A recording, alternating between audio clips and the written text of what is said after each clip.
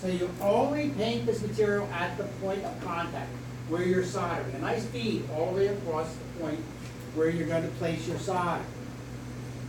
Then you would place your solder up against your joint, again on the right angle. You see the solder sits there.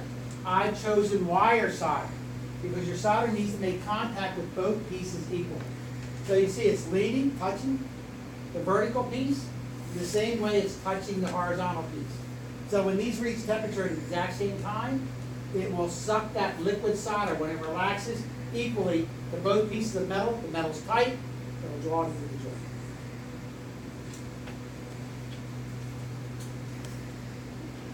That flux is impervious to gases. Gases cannot penetrate that material. So that solves our problem with 900 degrees, because what we've done is we've evaluated what causes spontaneous oxidation. There are three materials, or there are three elements that are necessary to accomplish spontaneous oxidation. You need metal, you need oxygen, and you need 900 degrees. We got to have the 900 degrees because we're going to 400 degrees. We got to have the metal, but we can eliminate the oxygen. The way to do that is by shielding that area of the metal from the oxygen in the atmosphere. So we've solved one of our problems. We still have the problem with reaching temperature at exactly the same time. So, in their wisdom, when they designed flux to actually clean your metal a little bit, act as a shield so you don't get spontaneous oxidation, they also designed it so it would act as an indicator. So the flux, as you're heating it and you're raising its temperature, goes through three different stages. So the first stage is what we refer to as the crust state. So that mayonnaise-like material, as you're heating your metal, it will bubble up just like caramelizing sugar. You ever caramelize sugar? Right? It's a solid, and then it starts to melt, it becomes a kind of liquid, and then it starts to grow, and then it gets really hard and crusty. Now it's an amber color. This stuff will be pure white. But it does the same thing. It grows, and then it freezes solid. Almost like hard icing on a cupcake. It's called the crust state. If I raise the temperature a little higher on both pieces, it'll move to the orange peel state.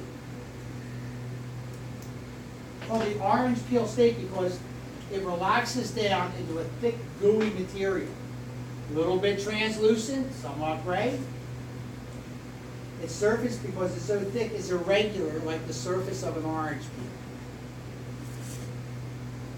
If I continue to heat, it goes to its final state, which is the water state.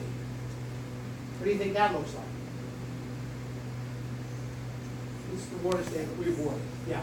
Yeah, relax it down to a very thin, absolutely clear material. That's going to get us to maybe 50, 100 degrees from our melting point. Why can't I be more specific? Because we have solders that melt at different temperatures. So it'll get us close. How so? When I'm heating, if this piece has moved the crust, and that piece hasn't changed from mayonnaise, what does that tell me I should do with my torch?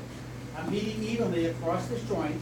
This piece went to crust, that piece hasn't changed. What does that tell me I have to do? Heat the top, right? Heat the top until it catches up and they're both crust. I continue to heat. Now this time, the top's going to orange peel, the bottom's crust. So once again, now I make an adjustment and I heat the bottom more until I balance them again and they're both orange peel. Then the same thing when they start to go to the water state. One's water, the other one's orange peel, then I adjust my flame again. And as I'm adjusting my flame, the angle of my torch, I'm also feathering back and forth. You'll see all this in the demonstration. So ultimately, I've gotten very close to the temperature of the top and bottom by making adjustments in response to what the flux is showing me. So that got me in the vicinity. Balance. Who knows what the melting temperature, freezing temperature is? Fahrenheit. 0, let's say. Celsius. So what is the Fahrenheit? the freezing point? 32. Yeah. If it's 33, you go to the local pond, and it's risen to 33 today, are you going to ice skate on that pond? No, because at 1 degree it's starting to melt, right? And if it drops down to 31, then you wait a couple days, and you know it's refrozen, and you can ice skate, because now it's in a strong, solid state. So honestly, we have to get to the degree. Being close is not good enough. So the flux gets us close, it doesn't get us there. So we need one final indicator. So let me talk just a little bit about our solver. And then we'll see if we can solve that problem with 1 degree.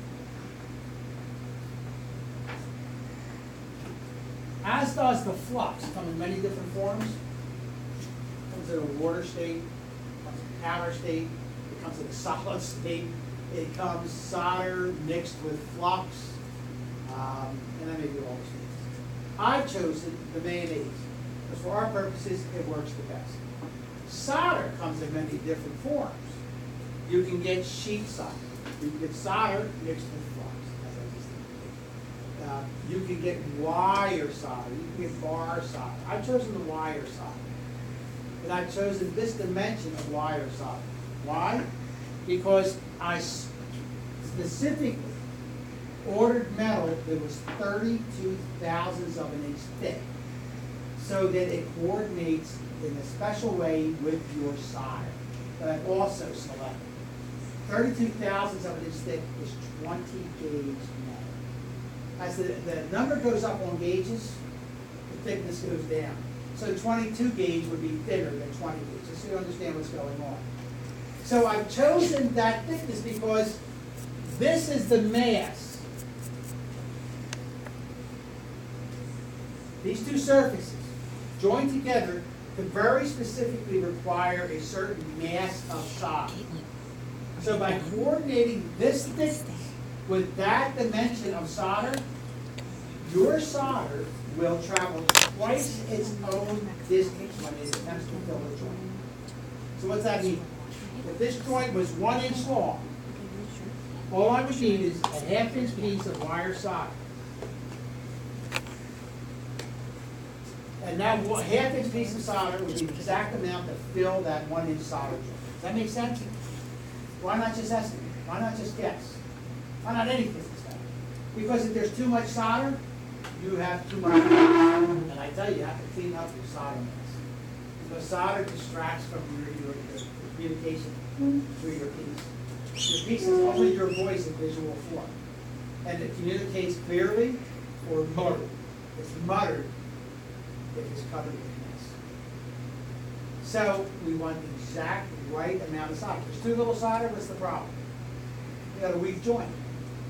This metal, I will tell you, is so strong, and it needs to be so strong, because again, you look at the post on the back of your earring, you look at your great-grandmother's ring with the gas down, the little delicate little wires, including the prongs from the basket, the whole giant diamond, right?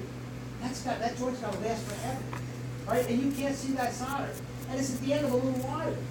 If I filed the end of this wire, and this is no exaggeration, I filed that so it was just a nice flat little end, and I soldered that to a piece of square metal, one of these pieces, glued it to the ceiling, I could lift my weight with that solder. I could grab that wire and pull my body off the ground.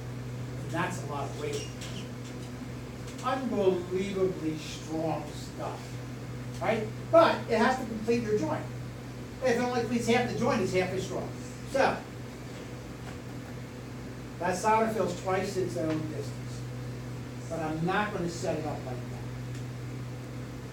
What I'm going to do is I'm going to cut my solder into 1/8 inch long pallions, which means pieces. So you can just write pieces if you're no problem. And I'm going to position those pieces, 1/8 inch long pieces, 1/8 of an inch apart along that seam. So if I have a 1 inch seam, how many pieces do I need?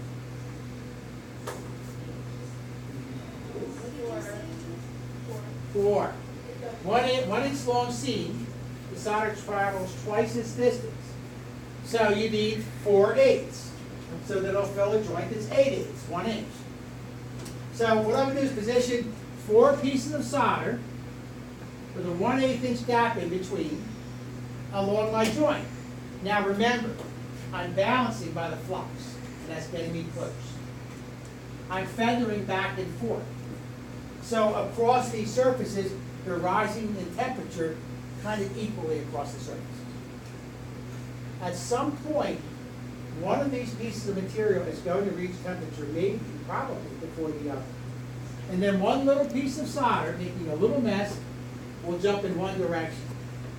And that's telling me to the degree the temperature of that metal is. So now I direct my heat down, I continue to feather until this quickly catches up, and then all of those 3 joints, or those 3 pieces of solder remaining, should suck into that joint, should suck a lot of the solder that rose up from the first piece of solder back into the joint, and I'll have a strong joint with just a little bit of mess. So the solder itself acts as your final indicator, taking you to the degree. The most important thing you'll have to learn how to do is read your solder. Read your flux. You've got to know where things are going. So, one of the things that students sometimes are curious about is reflecting on the 3 conditions. Not just refer to the balance of temperature as temperature. They wonder how you get the flux between the 2 pieces of metal so that when you pass 900 degrees, the metal at the point of contact, remember I painted the flux out here? Well, I'm going to suck the solder in between the 2 pieces. That's where my solder joint is. None of that puddle stuff on the outside. You will have a little puddle, but that's insignificant. It's just the nature, it's more of a film. It's just the nature of the process. And then if you were to have a flush joint, you would file all that away. It would be invisible, just like the stem on the back of your ears. So, how does a flux get between those 2 pieces so that they don't oxidize when I hit 900 degrees? Because often students will ask that question. Because they'll think, well, maybe I should just paint the 2 surfaces before I put them together. Well, if you do that again, remember the solder grows, the flux grows, it's going to lift that top piece, and when it relaxes down to the orange peel, it's going to shift. You can't have it shift. So what gets the flux between those 2 joints without causing that shift?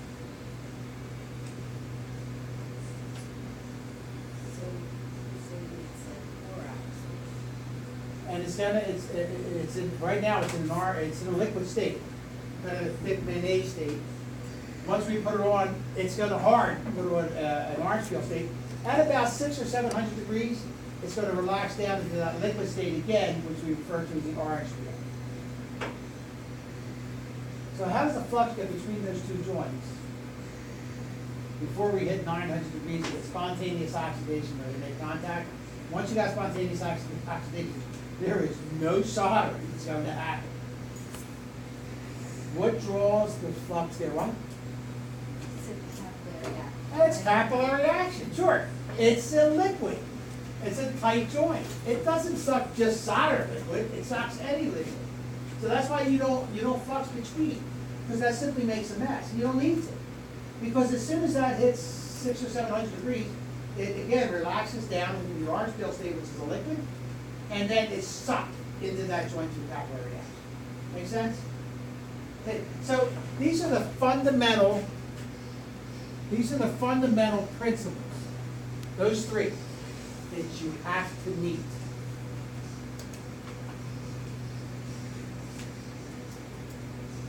You have to be able to recognize when the metal is clean.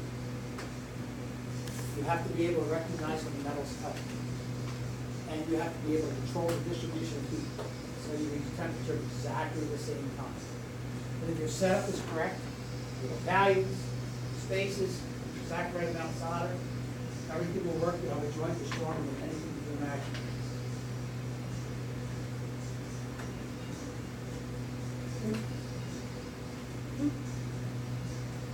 There's another problem.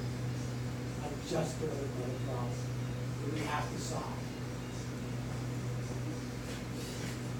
this seemed complicated enough, didn't it? Remarkable. And we're still not there. Holy moly.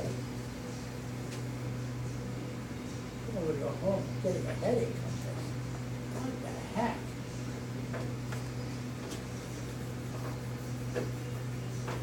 Okay, so what about this? Now we know how to solder, right? We just learned. None of you have right angle joints. Nobody's soldering something that looks like what I do. Not this, the previous illustration. But you all have a lot of joints that may look like this, right? Two overlapping pieces. Remember when we talked about texture? I said texture some. But juxtapose that texture surface with a smooth surface, each one will enhance the qualities of the other. So you may have many of those situations. So the bottom piece is textured, the top piece is not. Where do I put the solder? I have to put the solder where it contacts both pieces. Right? So if you look at this from the side, we got this piece, and then under this piece, we have this piece. Right? So we would have to set the solder along here, because turning this, that would look like this. Right? There's the solder. It's touching the side of that top piece, and it's the side of this top piece, and the side and the top of the bottom piece. So we could put the solder along here, or we could put the solder along there. Right? No one else in this example, as it sits right now. What's the problem? Any idea what the problem is? Let's say the texture. What's the problem with the texture? Texture is little grooves in the metal. Little grooves will suck through capillary reaction that solder right in there. So you fill up a groove with solder, you still have a texture. No. And you have to remove the excess solder. The solder's to the bottom of your texture, which means by the time you solder, you sand away all the solder, you've sanded away all your texture. So that's a real problem, because we either leave the mess, which we cannot do, or we disrupt our texture, which we can't do, because those are counter to the purity of the piece that's been designed. Right? So how can I easily solve this problem where I'm not sitting my solder right on top of my texture? Take a second and figure it out for me. Mr. Wizard when you need him, huh? Reverse the pieces. Well, you change your design to reverse the pieces. But that's what you mean. You mean put this one on the bottom and that one on top? You change your design. You can't do that. You can't.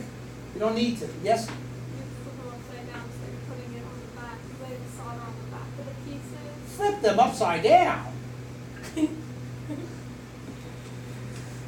It's the perfect solution. He's absolutely right.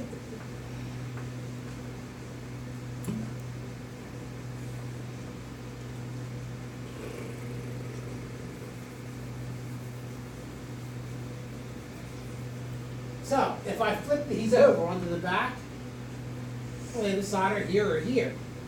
It's not laying on top of my texture.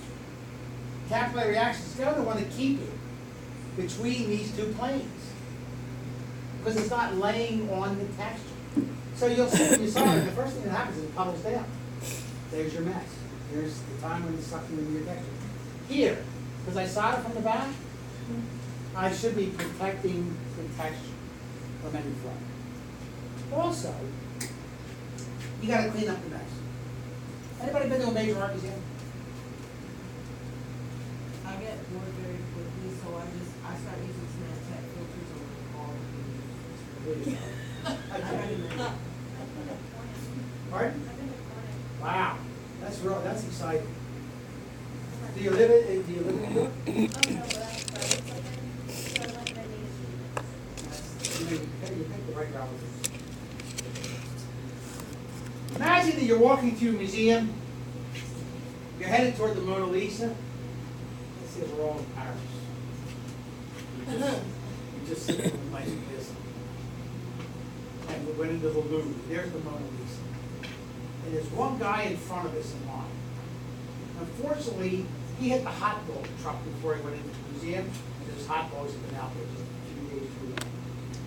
So when he gets to the Mona Lisa, he loses his lunch all over the painting. So all you can see is his stuff all over that painting. Now, the magic of the Mona Lisa, which was transformative in how we perceived ourselves through portraiture, transformative, one of the most powerful images ever created. It's still there. It's still hanging right where it was. Can we experience the Mona Lisa when we get to that point in mind where we're talking about it? Can we experience it? No, because we can't see it under the mess. You gotta clean the mess. Because the mess disrupts your message. Can you experience the magic of the Mona Lisa if you can't see it? No. Can I experience the magic of your pieces if there's mess? I can't, so you can't have mess. So, I have an idea. Not only solder pieces with texture from the back, why not solder all your pieces from the back? So, when you're figuring out how to put the piece together, assemble it upside down on your table, and every joint you do from the back. Because I'm not going to make you clean the back of it. You don't have to clean the front of it. If you solder from the back, you should end up with no mess on the front of your piece. Let me tell you, it takes about 40-45 seconds to solder a joint. It takes about 45 minutes to sand away a messy joint, right? And it's just a big old waste of time. I swear to you, every semester somebody comes to me and says, I forgot the solder from the back. Oh, look at this mess. How do I clean it up? And I say, well, there's really only one way. Oh, yeah. Yeah, I say, you go ahead, yep. I say, get some metal, find your image in your phone, make some paper patterns, and start all over again. It's a whole lot faster. So make in really big letters on your notes, solder the back. I'll tell you, I'm going to sound like a broken record. On days that we're soldering, as soon as the class starts, I'll be yelling out, don't forget, solder from the back.